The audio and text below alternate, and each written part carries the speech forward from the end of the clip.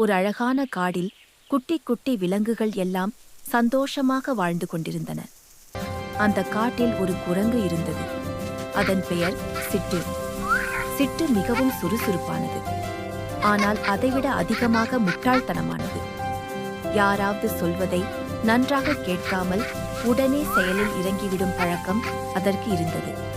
ஒரு நாள் காட்டில் பெரிய திருவிழா நடந்தது. எல்லா விலங்குகளும் தங்கள் திறமைகளை காட்டின. யானை தன் பலத்தை காட்டியது, மான் வேகமாக ஓடியது, Go, dear, கிளிகள் go! இனிமையாக Wow, பாடின. you're சிட்டுக்கும் மேடையில் ஏற ஆசை வந்தது. நானும் ஏதாவது புதுசா பண்ணணும் என்று அது நினைத்தது. அப்போது புத்திசாலி, ஆமை, சிட்டு, யோசிச்சு செய், எல்லாம் போல பண்ண வேண்டாம் என்றது. ஆனால் சிட்டு கேட்கவில்லை. நான் பறப்பேன் என்று குரங்கு கூச்சலிட்டது. மரத்தின் உச்சியில் ஏறி கீழே பார்த்து, பறவைகள் பறக்குறாங்கன்னா நானும் பறக்கலாம் என்று நினைத்து குதித்தது. ஐயோ! கீழே விழுந்து கால் சுளுக்கியது. வலியில் சிட்டு அழுதது.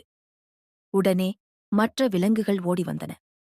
யானை மெதுவாக தூக்கி வைத்தது. மான் தண்ணீர் கொண்டு வந்தது.